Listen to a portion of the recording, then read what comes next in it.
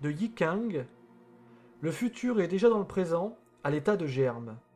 Donc ça déjà c'est intéressant quand c'est là-dessus. Donc l'idée ici c'est de comprendre qu'un bon stratège sait lire l'avenir. Il sait lire l'avenir dans le présent. Il sait interpréter les événements du présent pour, comment dire, pour prédire l'avenir. Alors ça, c'est quand même quelque chose d'assez compliqué. Enfin, c'est relativement, enfin, on peut se demander comment arriver comment dire, à un modèle prédictif extrêmement probable en fait. C'est ça, c'est compliqué de pouvoir prédire de façon la plus proche possible ce qui va arriver dans l'avenir. Et ça, je pense que c'est tout un art. Effectivement, aujourd'hui, il y a beaucoup de gens, de sociétés, etc., qui s'attellent à arriver à prédire les comportements humains, les structures humaines, etc., pour pouvoir mieux diriger, mieux contrôler, mieux manipuler, etc., mieux dominer. Parce que quand on connaît l'avenir, qu'on peut anticiper l'avenir, bah forcément, on peut limite, on peut commencer à se prendre pour Dieu là, à ce moment-là. Donc c'est pour ça que cette citation vient en premier, que le futur peut s'analyser dans le présent, à l'état de germe, et que le bon stratège tire un avantage conséquent d'analyser, de comprendre ces éléments-là. Voilà. Donc du coup, le livre est divisé en plusieurs actes, en plusieurs cahiers, avec un certain nombre de stratagèmes, donc par thématique. Donc par exemple, le premier, on va commencer par les stratagèmes de la guerre victorieuse, et on va en faire comme ça, je crois qu'il y a 6 actes. Moi, c'est des cahiers, mais je vais appeler ça des actes. Et je vais du coup, je vais tous vous présenter, enfin je vais en tout cas citer chaque stratagème et je vais développer ou non selon le stratagème. Donc c'est parti, on commence sans attendre. Je vais essayer de parler relativement, je vais essayer d'articuler, de parler plus doucement, enfin de pas trop aller vite. Des fois je peux m'emballer un petit peu en pensant parler normalement, histoire qu'on me comprenne bien et puis de m'attarder sur les choses essentielles et importantes. Donc le premier stratagème, traverser la mer à l'insu du ciel. Donc c'est une ruse, hein, faux semblant. C'est l'art de dissimuler une information ou un fait. Donc du coup, je pense que là, je vais pas trop m'attarder là-dessus. Je pense que le meilleur exemple qu'on puisse donner, que tout le monde, enfin tout le monde ne connaît pas, mais que tout le monde peut relativement s'imaginer, c'est le débarquement de Normandie. Après, bon, faut se renseigner un petit peu sur exactement ce qui s'est passé, mais je pense que la plupart des gens ont déjà entendu cette histoire de débarquement de Normandie, où il y a eu un certain nombre comment dire, de ruses qui ont été utilisés pour duper en fait les Allemands. Donc du coup l'idée c'est de faire croire un débarquement sur le Nord-Pas-de-Calais, je crois. J'ai pas envie de dire trop de bêtises, mais normalement c'était bien ça. Et en fait, du coup, pour faire croire à ce débarquement au Nord-Pas-de-Calais, il y a eu un certain nombre de Russes qui ont été utilisés. Donc, de mémoire, je dirais que ils ont bombardé pas des zones fixes dans le nord de la France, mais justement tout le nord de la France pour pas que les Allemands découvrent le lieu exact du débarquement. Ils avaient carrément créé une armée fictive avec des tanks fictifs, tout un tas de matériel de guerre fictif avec le général Patton à sa tête, proche du Nord-Pas-de-Calais. Enfin, voilà. Et puis de toute façon, il y avait un certain nombre de raisons de croire que le Nord-Pas-de-Calais c'était le meilleur endroit enfin, c'était un des meilleurs endroits pour débarquer. Donc du coup, voilà, tous ces genres de ruses, c'est notre premier stratagème. C'est dissimuler, voilà, l'information, dissimuler un fait. Donc du coup, vous allez faire quelque chose, vous voulez cacher l'information, et du coup, c'est le genre de ruse qui peut fonctionner. Donc je pense que c'est assez facilement compréhensible. Donc je vais enchaîner sur le deuxième. Attaquer le Wei pour secourir le Chao. Alors là, par contre, les prononciations, je sais pas si je vais prononcer les mots correctement, mais voilà, en tout cas, vous m'excuserez. Donc l'idée ici, attaquer le Wei pour secourir le Chao, c'est attaquer un pays vide de ses armées. Donc en gros, par exemple, un pays va partir en guerre et attaquer un autre pays, et vous allez en profiter, vu que le pays attaquant est sans défense, puisque ses armées ont quitté le pays en guerre, donc le pays est sans défense, vous allez en profiter pour attaquer. Donc c'est assez simple à comprendre, je ne vais pas trop m'attarder. Évidemment, certains stratagèmes fonctionnent dans certaines conditions. Les stratagèmes fonctionnaient à une certaine époque. Est-ce qu'ils fonctionnent encore aujourd'hui? C'est des questions à se poser. Il faut les adapter à l'époque d'aujourd'hui. Et des fois même les stratagèmes fonctionnent mieux aujourd'hui, sont mieux compréhensibles aujourd'hui. Donc vous voyez, ça peut porter à réflexion. Mais ce qui est assez bluffant, assez intéressant, c'est que les stratagèmes sont pour certains, intemporel. Donc, et peut fonctionner dans n'importe quelle circonstance, à n'importe quelle époque, vu la partie philosophique du stratagème. Donc je passe au troisième stratagème, éliminer un adversaire avec un couteau d'emprunt. Donc là, c'est à ce moment-là que je vais commencer à vous lire, pour ce stratagème-là, un extrait du bouquin. De même que l'eau, par un travail insidieux et souterrain, peut ruiner un corps imposant et apparemment inébranlable, sans en subir aucun dommage, un État peut se débarrasser d'une puissance rivale en ruinant ses alliances, en exacerbant les rivalités entre voisins, sans entamer son propre potentiel offensif. Donc là, si je devais résumer péjorativement, c'est foutre la merde en fait. Donc sans utiliser ses forces, c'est créer du désordre chez l'adversaire. Et vraiment sans intervenir directement. Donc le plus connu, c'est voilà effectivement créer des rivalités dans le pays, foutre le bordel, c'est ça en fait. Ça peut être entre différentes nations ou au sein même d'une nation, par exemple. Dans notre monde actuel, le plus connu, ce serait exacerber les rivalités ethniques, par exemple. Donc faire en sorte que les différents courants religieux ou ethniques finissent par s'affronter et affaiblir considérablement l'État, etc. Donc ça, ce genre de choses. Donc ce stratagème peut être on peut le comprendre assez facilement comme ça. Donc comme vous le voyez, c'est un stratagème, comme vous le comprenez, qui est encore très utilisé aujourd'hui, puisque c'est efficace, vous ne gaspillez pas d'énergie, pour un résultat parfois exceptionnel. Alors après, effectivement, le couteau d'emprunt, ça peut se retourner contre vous. Le meilleur exemple que j'ai, par exemple, c'est que je peux vous donner, c'est pour la guerre d'Afghanistan, donc celle qui a opposé les talibans contre les Russes, en fait, la guerre d'Afghanistan de 79 à...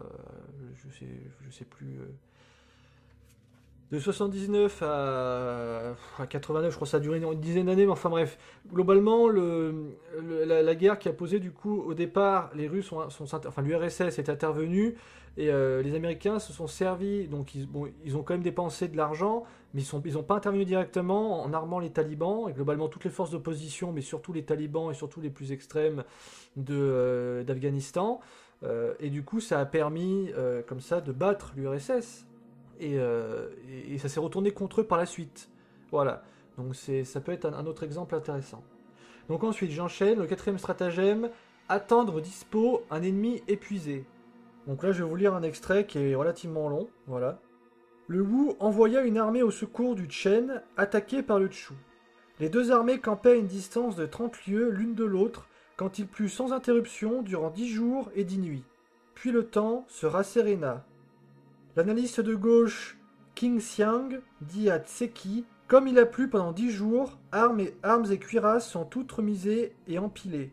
Je suis prêt à parier que les hommes du Wu vont en profiter pour nous tomber dessus. Préparons-nous à les recevoir. » Ils demandèrent à leurs troupes de former les rangs. Elles n'avaient pas achevé de se déployer que les soldats du Wu se présentaient. Quand ils virent que les autres les attendaient, ils tournèrent les talons. L'analyste de gauche déclara « Les soldats du Wu viennent de parcourir 60 lieues aller-retour. Les gardes d'élite doivent être en train de se reposer et la piétaille de se restaurer. Si nous faisons une marche de 30 lieues pour les surprendre, nous pourrons les défaire. » On suivit son conseil, l'armée du Wu fut battue. Donc là, je pense que l'exemple parle de lui-même, j'ai rien à rajouter. Donc j'enchaîne avec le cinquième stratagème, se livrer au pillage à la faveur de l'incendie. Donc en gros, pour expliquer, ici ça consiste à profiter de la moindre opportunité pour remporter l'avantage, ou un avantage. Faire fi des règles classiques en fait, donc vraiment l'opportuniste le plus total, ne pas tenir compte de quelconque règle, de quelconque faiblesse, de quelconque morale, et utiliser le moindre avantage qui se présente à vous, l'utiliser et battre l'ennemi. Donc là c'est ce genre de stratagème qui porte à réflexion, puisque là le stratagème nous dit carrément, voilà, c'est la morale, on s'en bat les couilles. Si mon ennemi est à terre et que j'ai l'occasion de l'achever, de lui faire le coup de grâce, même si moralement, parce qu'encore une fois, des questions de moralité dans une guerre, une fois de plus, il y a des tas de... Voilà, en termes de réflexion, on peut aller relativement loin dans l'absurde, mais ce que je veux dire, c'est que on peut considérer que dans certains cas, on peut prendre en compte ou pas la morale ou une certaine éthique. Après, c'est aussi également lié à des tas d'autres choses, hein. C'est complexe comme sujet. Mais voilà, j'ai un extrait, par exemple, ici, tiré du livre. Lorsqu'on veut noyer quelqu'un, on ne se contente pas de lui faire boire la tasse, on lui plonge la tête sous l'eau jusqu'à ce qu'il meure. Profitez-en pour l'enfoncer. Donc voilà, là, nos limites. Du coup, ça à chacun de voir, mais effectivement, ça j'en ai déjà parlé d'ailleurs dans la première vidéo, je m'en souviens. À certaines époques, on pouvait avoir un certain code, une certaine éthique, une certaine règle d'engagement. Quelque part, c'est une guerre avec des règles.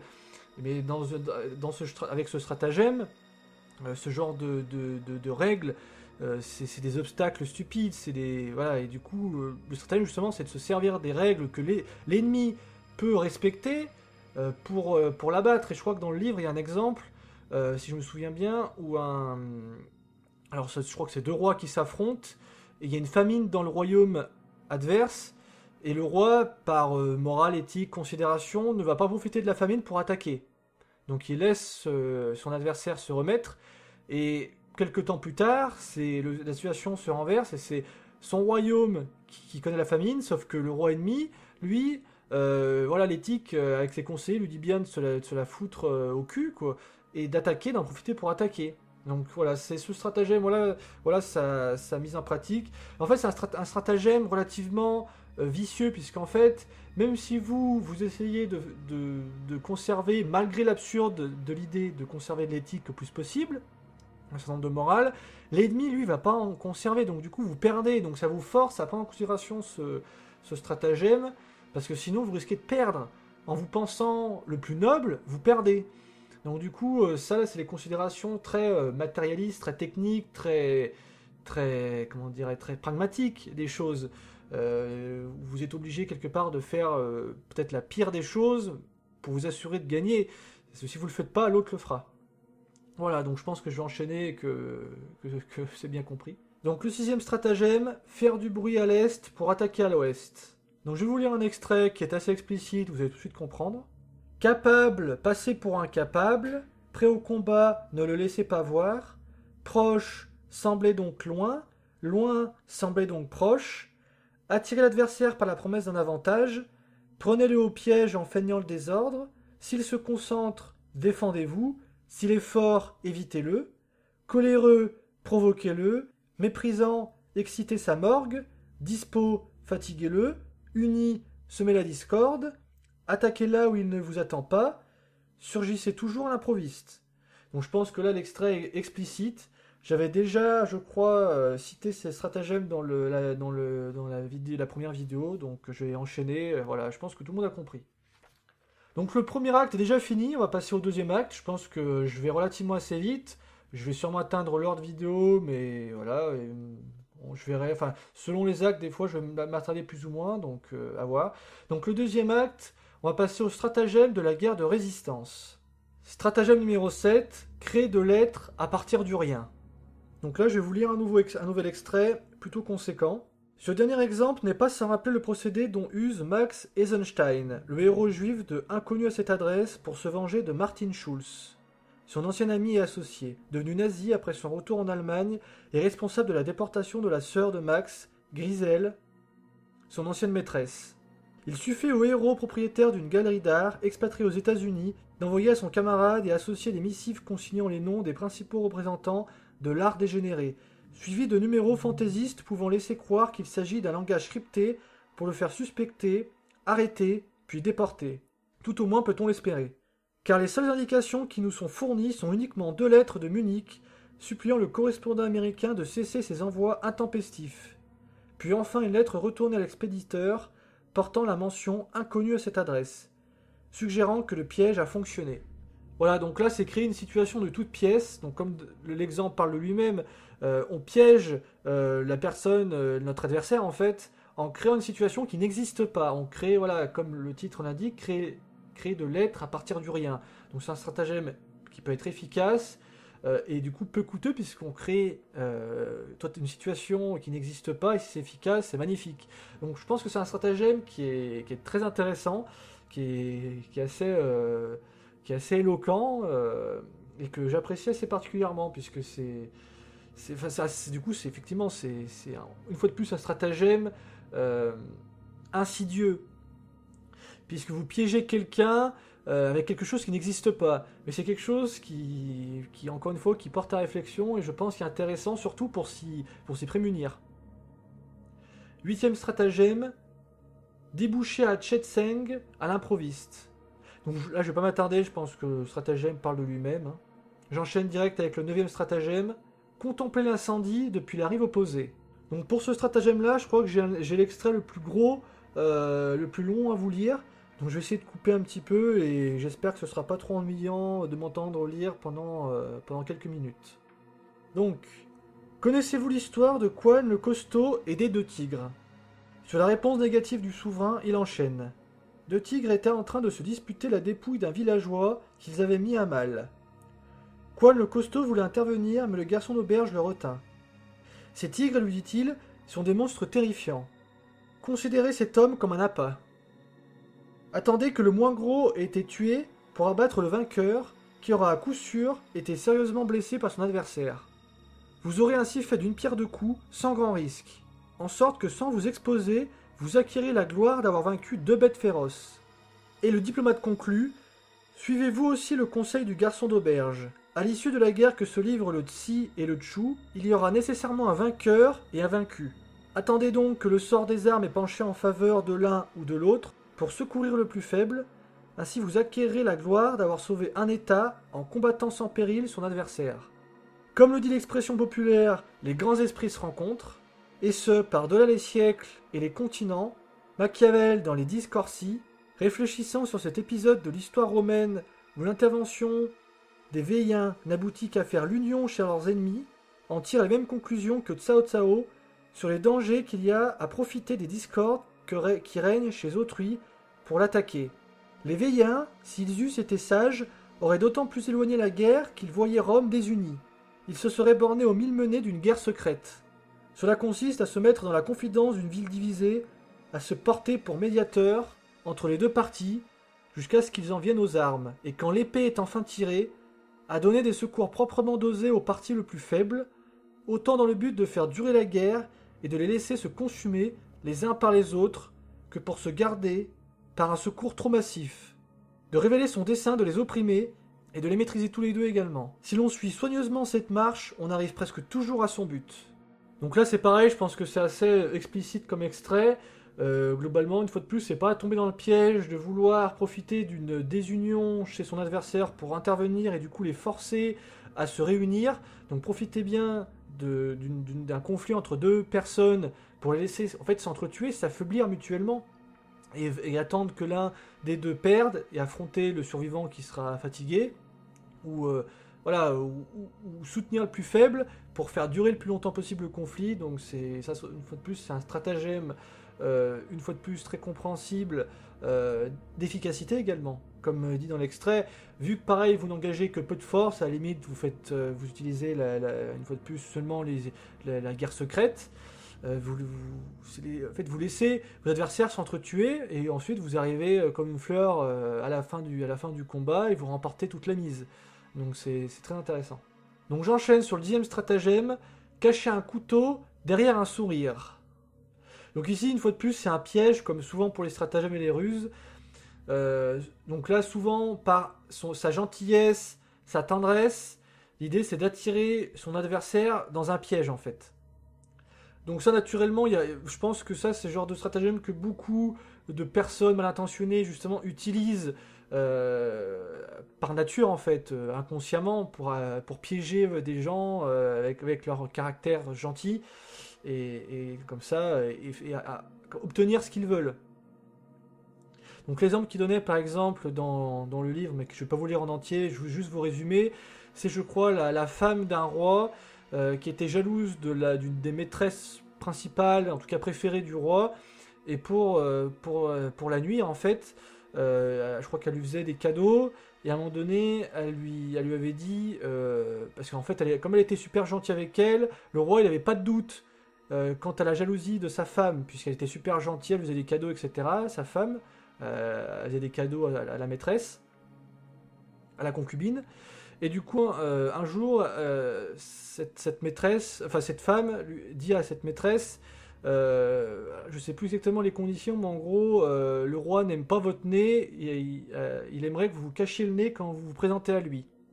Donc du coup, à chaque fois que la concubine se présentait au roi, bah, elle cachait son nez, et la femme, elle disait, je crois, c'est parce que elle peut pas supporter votre odeur, quelque chose comme ça. Donc du coup, le roi, dans une colère, quelque chose comme ça, bon, c'est un petit peu tiré par les cheveux peut-être, mais dans une colère, il lui coupe pas le nez. Du coup, vous voyez, c'est le genre d'exemple qu'il donne, où ça peut être terrible, quoi, ce genre de choses. Donc voilà, c'était l'exemple qu'il donnait, donc je vais enchaîner, je pense que vous avez compris. 11e stratagème, laisser le prunier se dessécher à la place du pêcher. Donc là, c'est simple à comprendre. Je vais partir d'un cas de figure où on a trois armées qui s'affrontent.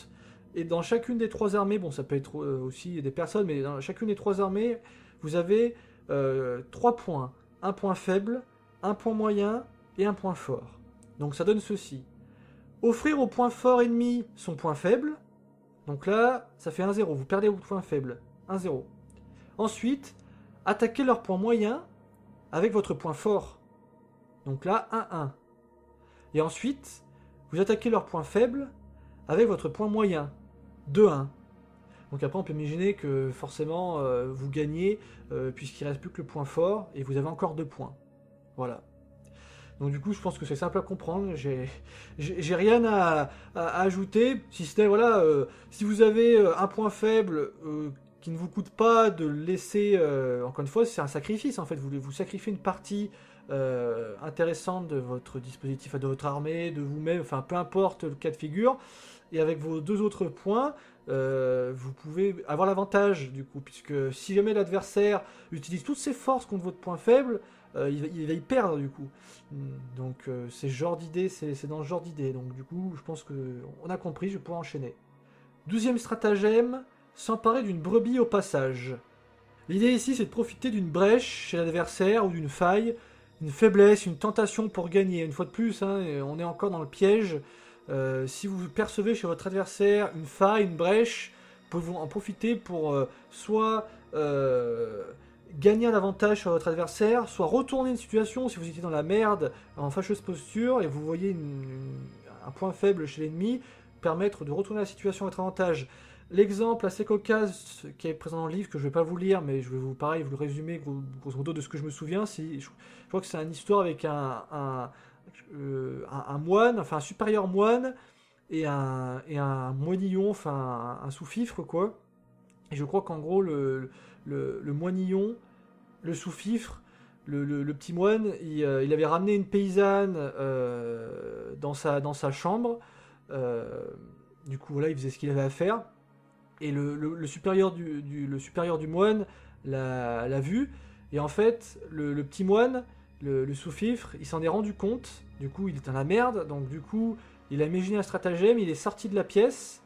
Il a fermé la clé. Il a remis la clé à son supérieur. Il est parti en faisant style, je vais aller couper du bois, je vais en ramener, etc.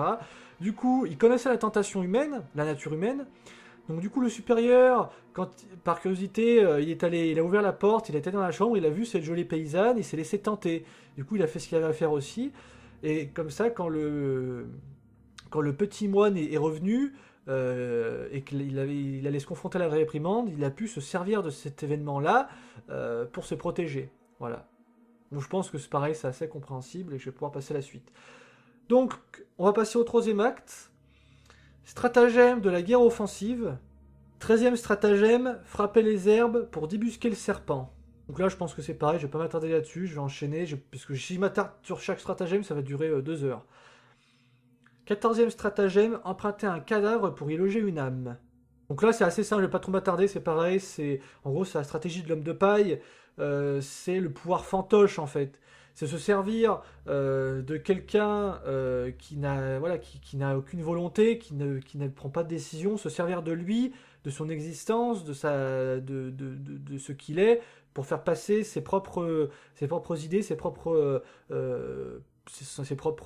décisions, en fait. Donc du coup, ce qui fait que d'un point de vue extérieur, les gens pensent que ça vient du pouvoir fantoche, alors qu'en fait c'est derrière quelqu'un d'autre de caché, en gros c'est la marionnette, quoi, quelqu'un derrière qui tire les ficelles. Donc pareil, à notre époque, c'est un stratagème qui est surutilisé.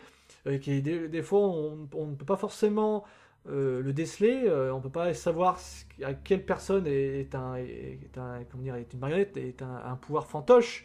On peut que comment dire, faire des suppositions, parce qu'il y a beaucoup aujourd'hui à notre époque de situations où on est dans un cas de figure comme ça, quoi. Dans ce cas de figure-là, l'exemple qui est souvent cité, c'est faire passer, par exemple, des vieilles mesures sous couvert de la nouveauté, et inversement, sous couvert de nouveauté, faire passer de vieilles mesures. Donc du coup, voilà, je pense que pareil, c'est assez facilement compréhensible, donc je vais pouvoir enchaîner. 15e stratagème, faire sortir le tigre de la montagne. Attirer l'enfer pour en faire un enfer.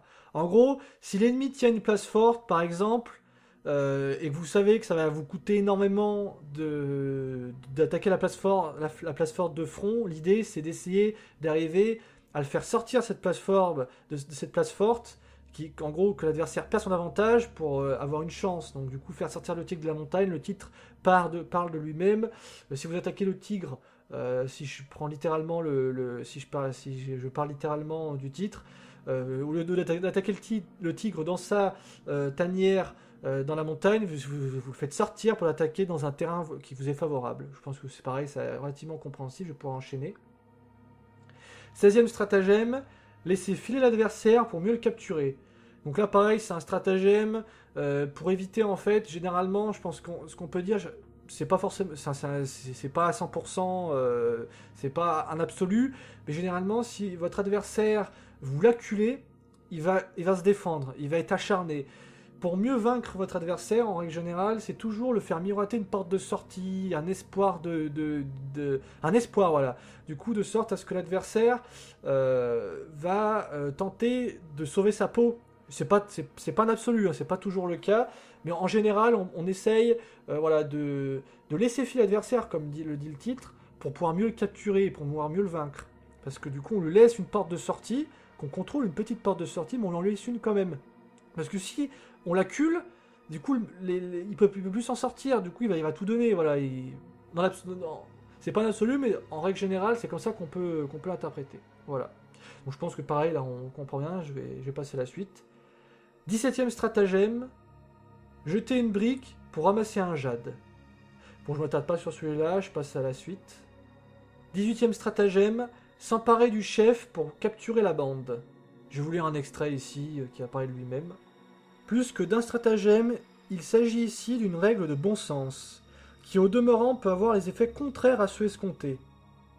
Un chef rebelle charismatique est parfois plus redoutable mort que vivant, car de chef de bande, il se transmue en héros et en martyr.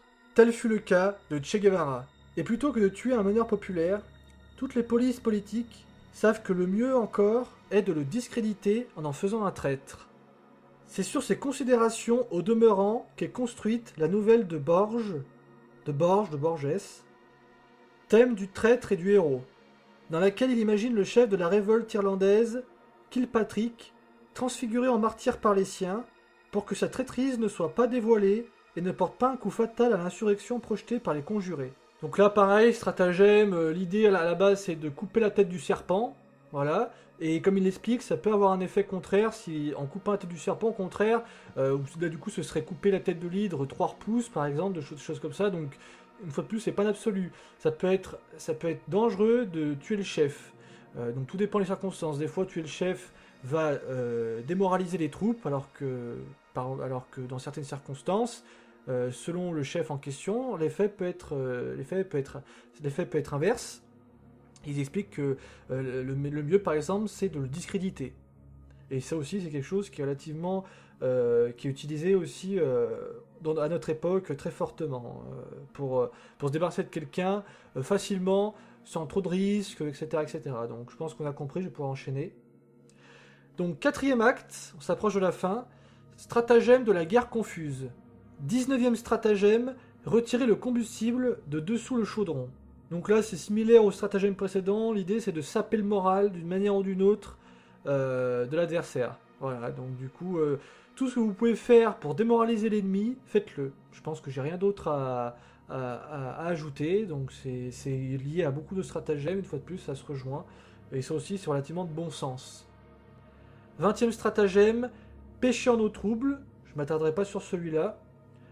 21e stratagème, se dépouiller de son enveloppe, telle une cigale aux ailes d'or.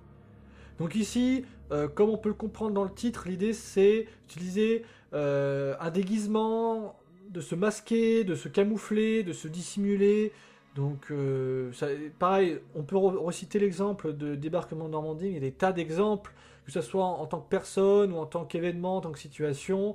Voilà, vous dissimulez quelque chose que vous voulez cacher pour tromper l'ennemi.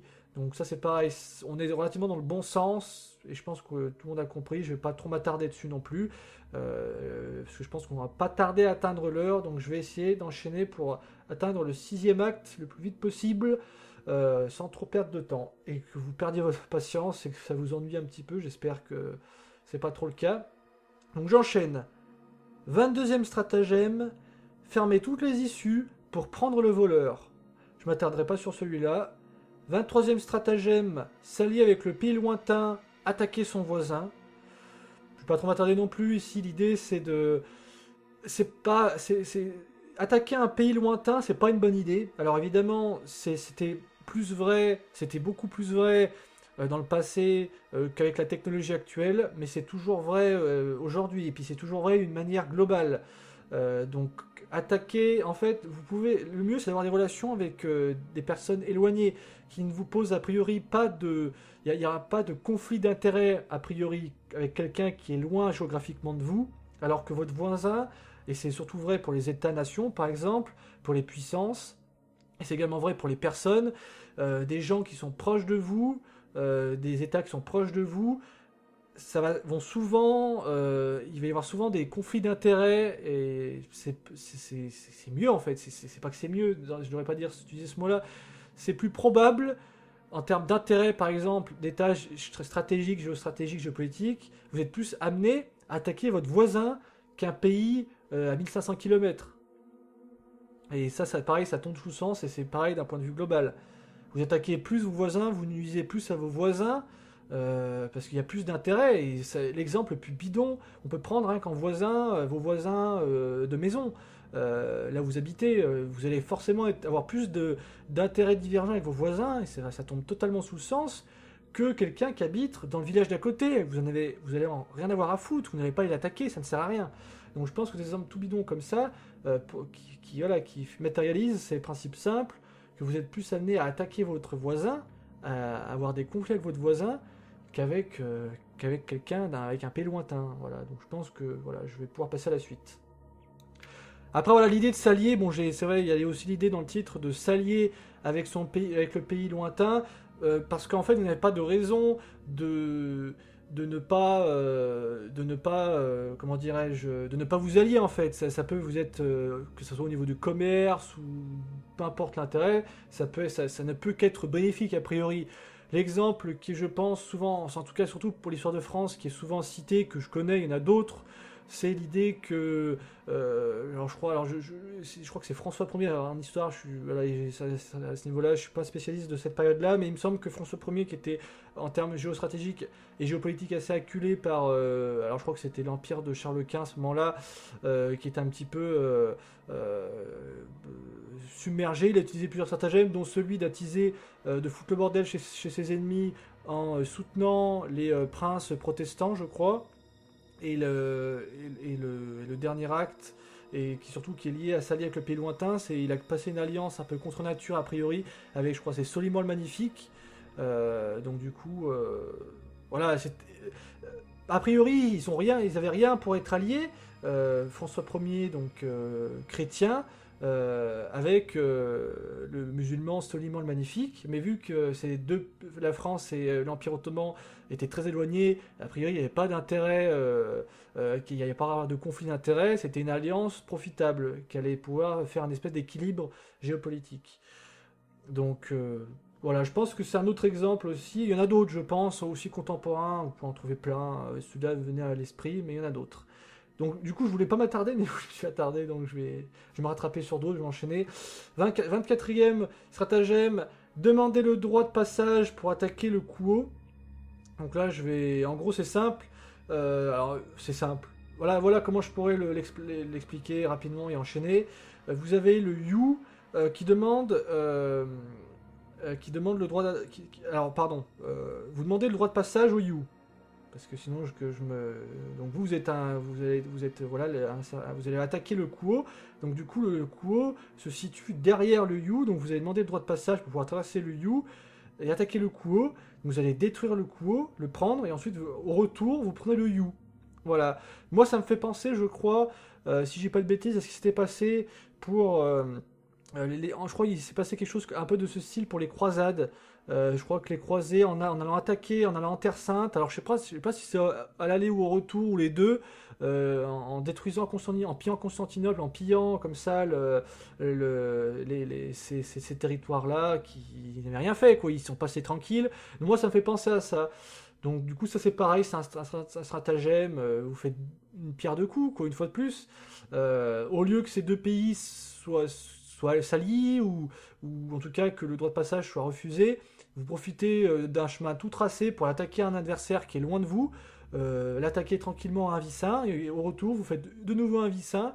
Voilà, c'est un peu l'idée. Donc je vais enchaîner, j'ai dit que je ne veux pas trop m'attarder, putain, j'ai tendance à trop parler. 5e acte, allez avant-dernier, stratagème de la guerre de conquête. 25e stratagème, retirer la poutre faîtière et remplacer le pilier de soutènement. Alors là, c'est un stratagème complexe qui m'a beaucoup intéressé. Je vais peut-être m'attarder, mais comme c'était assez complexe, je ne sais pas si je vais correctement... est-ce que je l'ai bien compris et correctement? De toute façon, je vais vous citer une citation. Enfin, je vais vous lire un extrait d'une citation qui est extrêmement parlante. Donc l'idée, il y avait un certain nombre d'exemples assez intéressants. Là, si je pouvais résumer, grosso modo, c'est jouer sur tous les tableaux. Jouer l'agresseur et l'agressé. C'est un stratagème insidieux. Vous êtes omniscient. Dans les exemples, il y a souvent l'idée de Dieu en fait, puisque vous jouez le bien et le mal. De tableau, il y a des exemples, par exemple, sur une société secrète anarchiste où à la base vous avez un espion anglais, je crois, qui arrive comme ça, qui s'infiltre dans une société secrète. Chacun a un nom de code le jour de la semaine. Et au fur et à mesure, il se rend compte, le mec, il a abasourdi que les autres jours de la semaine, c'est également des espions d'autres pays, et que le chef du groupe d'anarchistes, c'est en fait le chef de Scotland Yard. Du coup, c'est ce genre de choses. Et après, bon, il y a aussi des notions avec Dieu. Je vais pas trop m'attarder, j'ai pas envie de dire n'importe quoi. Et voilà, et par moments, des fois, vous jouez sur tous les tableaux et finalement, voilà, vous faites le bien et le mal à la fois. Enfin, c'est des concepts assez complexes. Donc, j'ai pas envie de trop m'attarder par peur de dire n'importe quoi. Je pense que le mieux, c'est de vous lire l'extrait qui est, je pense, parlant. C'est un des meilleurs extraits du livre. Je vais peut-être le relire plusieurs fois parce qu'il est vraiment excellent, cet extrait-là. Alors écoutez bien, parce que ça nous concerne aujourd'hui à notre époque moderne. Donc c'est un extrait qui a tout son sens pour nous. C'est parti. Il s'agit moins aujourd'hui de violenter les hommes que de les désarmer. De comprimer leurs passions politiques que de les effacer. Je répète, de comprimer leurs passions politiques que de les effacer. De combattre leurs instincts que de les tromper. De proscrire leurs idées que de leur donner le change en se les appropriant. On sera de mon parti sans le savoir. Ceux qui croiront parler leur langue parleront la mienne. Ça, c'est très intéressant. Ceux qui croiront parler leur langue parleront la mienne. C'est la novlangue, George Orwell, etc. Hein. Ceux qui croiront agiter leur parti agiteront le mien. Pareil. Voilà. Je vais finir. Ceux qui croiront marcher sur leur drapeau marcheront sous le mien. Voilà, cet extrait, il est excellent. Surtout les trois dernières lignes, on a des tas de concepts. Par exemple, ceux qui croiront marcher sous leur drapeau marcheront sous le mien. C'est exactement le drame du nationalisme et du patriotisme aujourd'hui. C'est exactement ça. Je pense que le meilleur exemple, c'est la Première Guerre mondiale. Quand tout le monde croyait marcher sous son drapeau national, en fait, il marchait plutôt sous un drapeau financier, sous un drapeau d'intérêt vicieux, malsain. Parce qu'en réalité, il n'y a rien qui justifiait réellement la Première Guerre mondiale.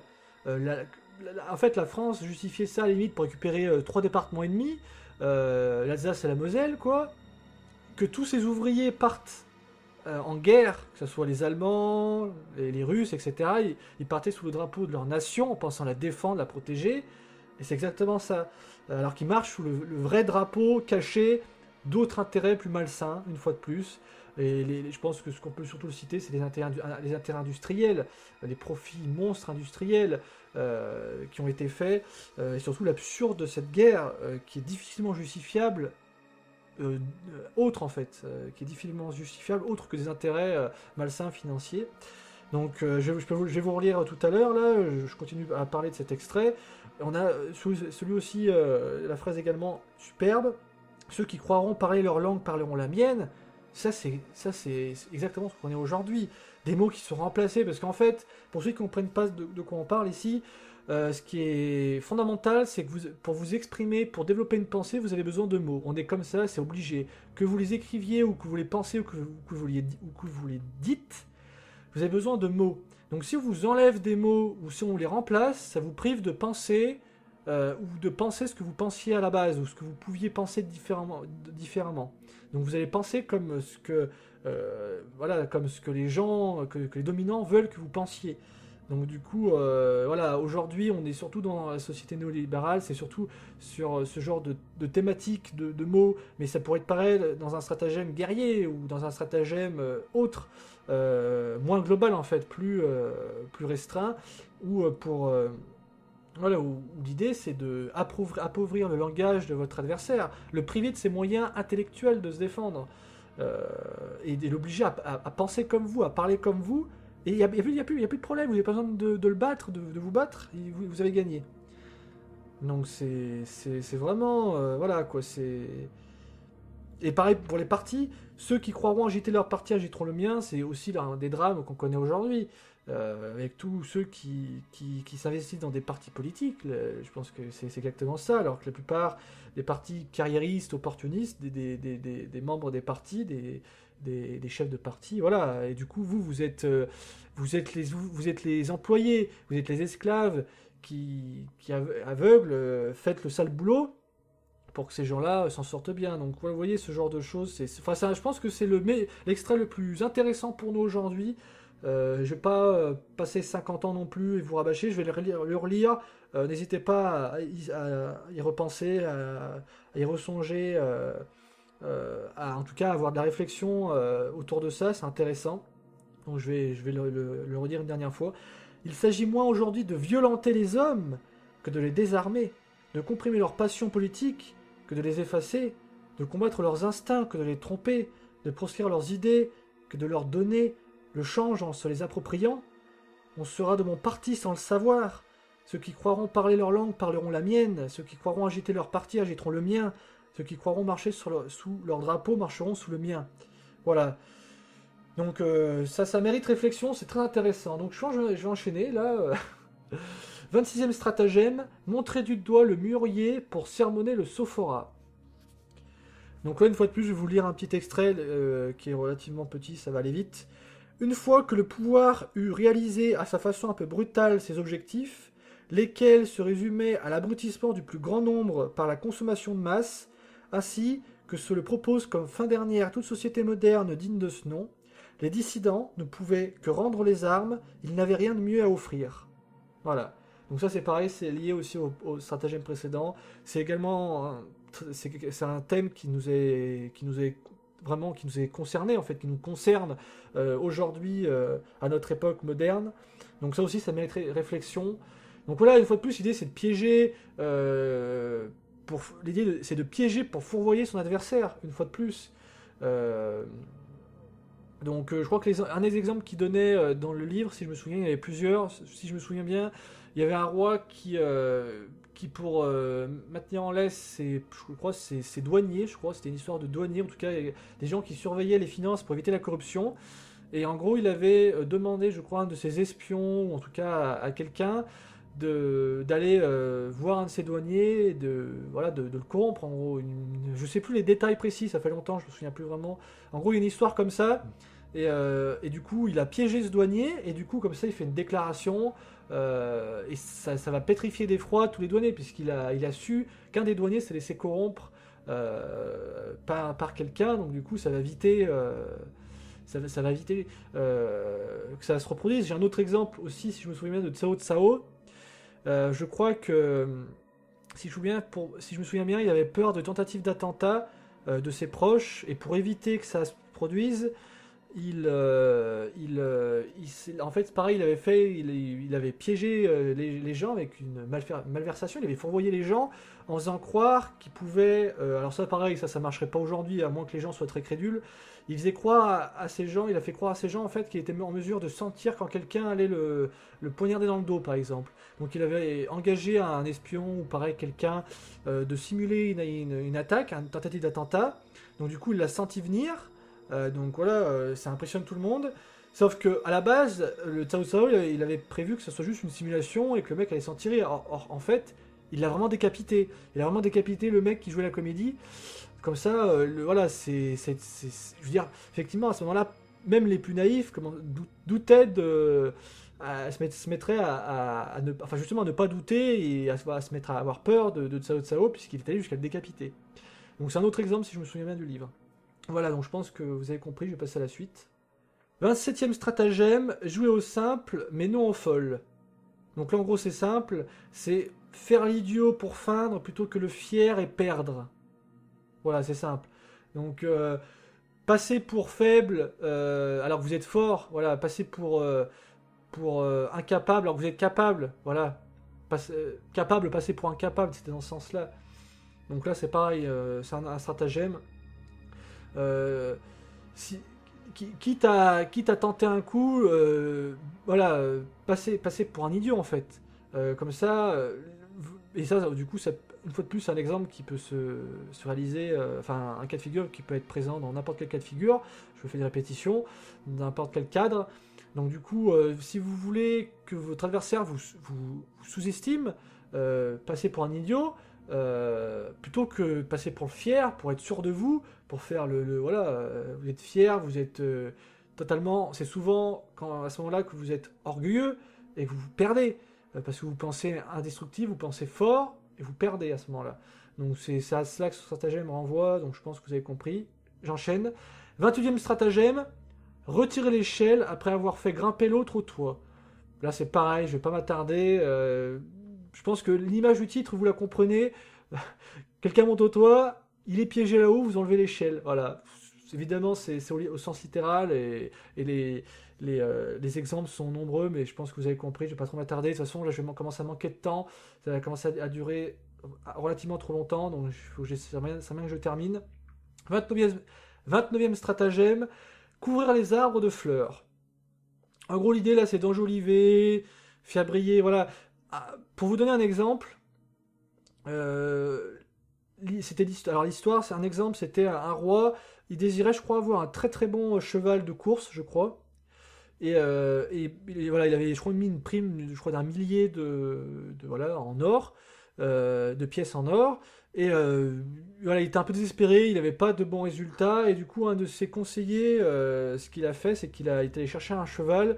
Je sais plus dans l'exemple si le cheval c'était celui-là ou pas, enfin si c'était un cheval qui convenait, mais en tout cas, il se trouve qu'il est mort, il a ramené la tête du cheval. Donc mort, une tête morte.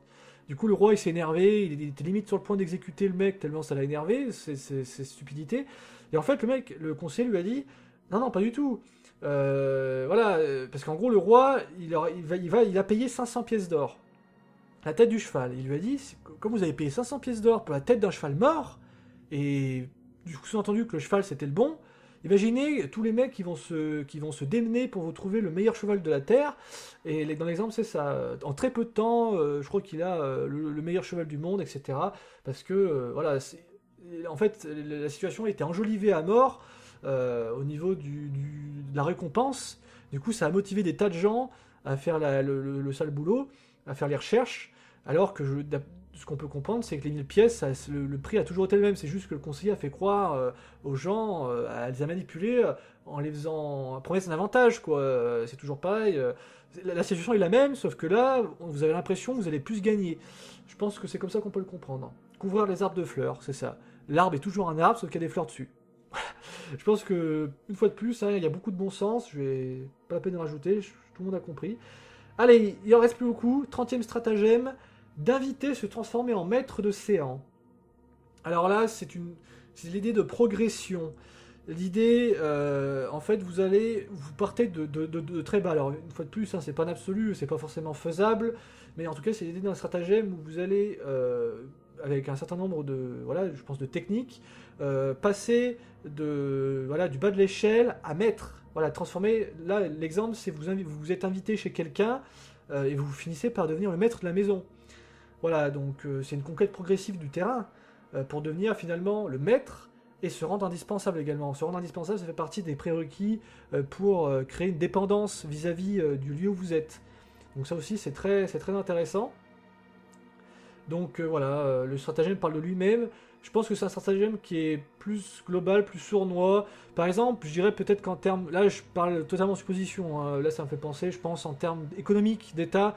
Ça peut être une stratagème utilisée par la guerre économique ou également la guerre technique, informatique, où vous allez au départ peut-être partir de rien du tout et finalement vous devenir indispensable et maître en, voilà, par exemple d'un État, parce que c'est vos outils informatiques, c'est vos technologies, c'est vos... Voilà, voilà, ça peut être des tas d'exemples, ou en termes d'économie, bon, j'ai pas vraiment de connaissances là-dedans, mais je pense que ça peut être un système qui est utilisé pour dominer quelqu'un, voilà, sans utiliser les armées, quoi, les soldats.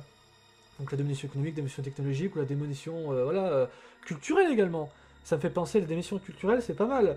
Au départ, voilà, on vous balance de trois petites influences culturelles, et finalement, ça en devient une vraie conquête culturelle des esprits par un État. C'est ce qu'a fait intelligemment, mais sournoisement, l'industrie hollywoodienne, enfin tout comme ça, le passif de l'influence culturelle américaine sur les esprits du monde entier en fait. Donc ça aussi c'est intéressant à creuser, c'est ce genre d'idée euh, que ce stratagème évoque. Bon allez, 6e acte, stratagème de la guerre perdue. Allez, on termine, là j'ai quasiment terminé. Donc j'ai pas grand chose à dire sur la guerre perdue, puisque tous les stratagèmes, c'est des petits stratagèmes pour en fait arriver malgré... En fait, les stratagèmes vous disent... en fait, il faut prendre conscience, c'est justement le contraire d'être entêté, de se suicider, de se sacrifier alors que la guerre est perdue. En fait, c'est une stratagème de la guerre perdue, c'est la guerre est perdue coûte que coûte. Et c'est tout un tas de stratagèmes pour arriver au dernier moment déjà soit carrément arriver à gagner une bataille ou carrément à conserver l'intégrité de ses forces. Voilà, c'est tout un tas de stratagèmes. Je vous les citer, je vais pas trop m'attarder dessus. 31e stratagème, le stratagème des jolies femmes. 32e stratagème, le stratagème de la ville vide. La ville vide, en fait, si vous ne comprenez pas, c'est par exemple, alors ça aujourd'hui ça ne fonctionnerait pas, mais à l'époque c'était de faire croire que la ville est pleine alors que la ville est vide. C'est ça, voilà. Donc du coup, par exemple, l'exemple, il me semble que c'est ça l'exemple. Voilà, une armée veut attaquer une ville qui a priori est quasiment vide et par un tas de procédés, vous faites croire que la ville est en fait très bien défendue. Je pense que c'est le stratagème, c'est surtout là-dessus qui se concentre, les stratagèmes de la ville vide. Ça doit marcher dans les deux sens, d'une manière ou d'une autre. Faire croire qu'il n'y a plus personne, faire croire que voilà, vous cachez, une fois de plus, ça c'est plutôt dans le stratagème ça serait plutôt un stratagème de dissimulation, mais là pour le stratagème de la ville vide, ça serait plutôt de faire croire à l'adversaire que la ville est extrêmement bien défendue alors qu'en fait vous êtes... voilà, donc du coup ça peut marcher aussi aujourd'hui. Si quelqu'un veut vous attaquer, faire croire qu'en fait vous êtes super fort et qu'en fait vous êtes nombreux alors qu'en fait il n'y a personne. Voilà. Ensuite, 33e stratagème, 33e, le stratagème des agents retournés. Donc là, on revient sur ce que j'avais expliqué, de ce dont je parlais, des fameux 5 types d'agents dans l'art de la guerre de Sun Tzu. Donc je vous rappelle, l'agent retourné, comme son nom l'indique, c'est un agent ennemi que vous avez retourné, donc vous avez acheté l'allégeance. Donc pour faire croire, ça peut être des tas de cas de figure, hein, pour faire croire à l'ennemi ce que vous voulez, quoi. Donc pareil, là je ne vais pas m'attarder, c'est compréhensible. 34e, le stratagème des sévices corporels. Pas trop m'attarder là-dessus, mais je pense que vous saisissez le sens. 35e, le stratagème en chaîne de l'ennemi enchaîné en fait. Le stratagème en chaîne de l'ennemi enchaîné. Donc ça c'est un stratagème également. Alors quand vous êtes sur le point de perdre, vous enchaînez l'ennemi. Alors ça aussi c'est un stratagème qui peut s'utiliser alors que vous ne perdez pas. Hein. Mais c'est surtout utile en fait pour reprendre l'avantage. Donc voilà, je crois que l'exemple qui était donné, c'est sur sur l'idée où il y avait, enfin, un stratagème où en fait où une armée ennemie se déplaçait, je crois que sur un fleuve avec un certain nombre de navires. Et je crois que le stratagème c'était de faire croire, en fait c'est un paysan qui se baladait dans le coin, dans le camp, il disait au général, ah, c'est marrant, pour pas que vous craigniez, je crois, le mal de mer, je crois que c'était ça l'idée. Je crois que c'était un truc comme ça. C'est d'attacher les navires entre eux. Je crois que c'est ça l'idée. J'ai pas totalement vrai sur tout, mais ça doit être dans ce sens-là. Et finalement, l'idée, le mec, il dit, ah ouais, putain, c'est une bonne idée. Je vais attacher mes navires entre eux. Sauf que le problème, c'est que là, je crois qu'il utilise le feu. Alors, moi, ça fait penser ce stratagème, ça fait penser à ce qui s'est passé en fait à la bataille de la Falaise Rouge contre Cao Cao. Donc ça doit venir de là le stratagème, mais je sais plus. Du coup voilà, les bateaux sont tous enchaînés. Finalement, c'est le feu qui détruit les navires. Et comme les navires sont enchaînés, ben, on peut pas, voilà, on peut pas se faire des manœuvres. Alors peut-être que le stratagème également, enfin l'exemple, c'était une attaque de navire en fait. Voilà, les navires ennemis ont attaqué, enfin les navires ont attaqué, mais sauf que les navires ennemis étaient enchaînés et ils étaient bloqués. Ils n'ont pas pu faire une manœuvre, je sais plus. Voilà, malheureusement l'exemple je l'ai pas en tête, mais enfin, vous comprenez, je pense. Là, je suis un peu en train de rajouter sur la fin. Enfin bref, du coup c'était 35e, 36e stratagème qui se termine sur mais la fuite est encore le mieux. Ça c'est intéressant parce qu'il y en a beaucoup qui auraient tendance à penser que la fuite ou la retraite, c'est la fameuse idée de la retraite stratégique, que la retraite c'est toujours péjoratif, c'est toujours comment dire, dégradant, dévaluant, que la retraite n'est pas possible, la retraite n'est pas envisageable, la retraite n'est pas possible, enfin je l'ai déjà dit. Voilà, c'est un petit peu la Première Guerre mondiale également, c'est un des exemples souvent qui est cité, c'est que on perdait des milliers d'hommes parce que les mecs, les généraux refusaient l'idée de faire une retraite ordonnée, donc du coup, voilà, encore une fois, c'est pas un absolu. Des fois, par exemple, si tout le monde, si la fuite, voilà, il faut que la fuite soit raisonnable. Parce que si on fuit en permanence, forcément, il n'y a jamais de bataille. Mais disons que là, je pense que l'exemple, c'est de préserver ses forces. Au lieu de tenter un combat stupide, de faire un regroupement, de se regrouper dans un endroit plus fortifié, en gardant les forces au frais, en ne perdant pas d'hommes. Vous voyez, ce genre de choses, ça peut retourner carrément même la situation, puisque admettons, dans une situation totalement banale, où vous êtes, je sais pas, vous avez trois armées disséminées aux quatre coins d'un royaume, le mec attaque, l'ennemi attaque, et vous le sentez pas trop, vous avez peur de perdre vos armées séparées, alors au lieu de garder vos armées séparées qui sont faibles, vous les regroupez, donc vos trois armées en forment une seule, vous essayez de tenir un secteur stratégique, l'ennemi fait l'erreur de vous attaquer, et là, la situation est retournée. Au départ, il y avait un risque que vous perdiez, l'ennemi a fait l'erreur de vous attaquer direct, et vos trois armées regroupées ont pu gagner la bataille. Enfin voilà, bon ça c'est un exemple que j'ai sorti de mon chapeau, hein, voilà, et je pense qu'il y a des exemples enfin historiques, plus parlants. Enfin voilà, c'était le dernier stratagème. Je pense que j'ai dépassé l'heure, j'ai pas vraiment de timer sous les yeux, mais j'ai dû dépasser l'heure, on doit être à, je sais pas, une heure, peut-être une heure et quart de vidéo, c'est pas trop long, c'est peut-être même moins long je crois que la vidéo précédente. En tout cas, moi, c'était un exercice intéressant. Oui, j'ai beaucoup parlé, oui, j'ai fait pas mal aussi de lecture. J'espère que ça aura pas été trop redondant. Voilà, en tout cas, je l'ai fait, je suis content. Je sais pas quel prochain livre je vais traiter. Je sais pas, parce que je sais pas, en fait, si je vais faire une vidéo sur le livre en question, puisque j'ai lu un certain nombre de livres depuis l'année dernière, mais j'en ai pas parlé en vidéo, c'est ce que je vous disais. Donc là, les 36 stratagèmes, c'est fait. N'hésitez pas dans les commentaires je sais pas, à donner vos exemples, à parler de stratagèmes, parce qu'effectivement, je pense qu'il y a, enfin, au niveau réflexion, il y a des tas de choses, je pense, à développer. Donc n'hésitez pas à le lire vous-même, hein. C'est des livres qui sont intéressants à lire, à relire, à noter, parce qu'il y a des tas d'exemples, des tas de mises en pratique. C'est des livres intéressants. En fait, c'est des livres d'autodéfense et voilà, enfin, d'autodéfense, de connaissances tactiques, stratégiques, de ruses, tout ça, tout ça. Après, il faut savoir les mettre en pratique, il faut les comprendre. Et puis les plus importantes sont absentes. Puis voilà, c'est pas de la magie, quoi. Ça fait pas de vous un grand stratège. Il faut les mettre en pratique, il faut les comprendre. Une fois de plus, ça c'est de l'ardite. Il faut voilà, il faut un certain nombre d'autres prérequis, mais je veux dire, c'est des éléments qui apportent réflexion, et c'est à ce moment-là que vous pouvez vous développer une pensée intéressante à ce niveau-là. En tout cas, le mieux pour moi sur ce genre de livre, c'est au moins de comprendre ce que l'ennemi est en train de vous faire. C'est le plus important, je pense. C'est pour ça que j'utilise le mot d'autodéfense. C'est repérer et avoir la connaissance des techniques utilisées par l'ennemi pour vous battre. Voilà.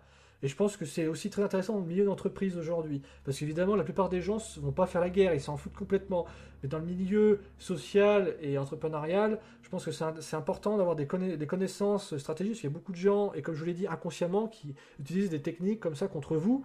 Donc c'est bien, c'est de les connaître, et de vous en préserver. Après voilà, l'absurde et puis la problématique, c'est voilà, si tout le monde l'utilise, et tout le monde utilise des techniques, les coups de pute, hein, comme je disais tout à l'heure sur certains stratagèmes ruses, voilà, si tout le monde l'utilisait, voilà, il y a un problème, il y aura quand même un problème quelque part, donc voilà, il y a pas de... Ça porte réflexion, il n'y a pas de, voilà, de conclusion facile, miracle, magique. Il y a il y a des tas de choses à réfléchir, à questionner.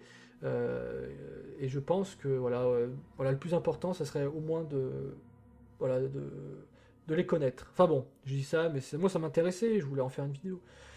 Donc voilà, j'ai terminé le volet ruse et stratagème. Je pense pas que je vais en reparler. Enfin, tout dépend tout dépend de quel livre je serai amené à lire. Bon, nous verrons. J'espère que cette vidéo vous aura plu. Et puis voilà. Bon, je pense que j'ai un autre à dire. Là, je vais être en mal pour conclure. Voilà, donc pour conclure, mais la fuite est encore le mieux. En fait, la meilleure conclusion, c'est la conclusion de la vidéo précédente, hein. Et pour conclure, ne même pas faire la guerre est encore le mieux. Battre l'ennemi dans ses plans, même si c'est sournois, même si c'est aujourd'hui surtout ce qu'on connaît, je pense que par rapport à l'horreur de la guerre, par rapport au coût de la guerre, je pense qu'il vaut mieux préférer avoir la capacité de gagner sans se battre, en fait. C'est malheureusement, je pense, même si c'est sournois, le mieux à souhaiter. Pour le bien de tous, en fait, si on peut dire ça comme ça. Allez, je m'arrête là. Merci de m'avoir écouté. Et puis je vous dis à la prochaine pour d'autres vidéos. Allez, bye tout le monde.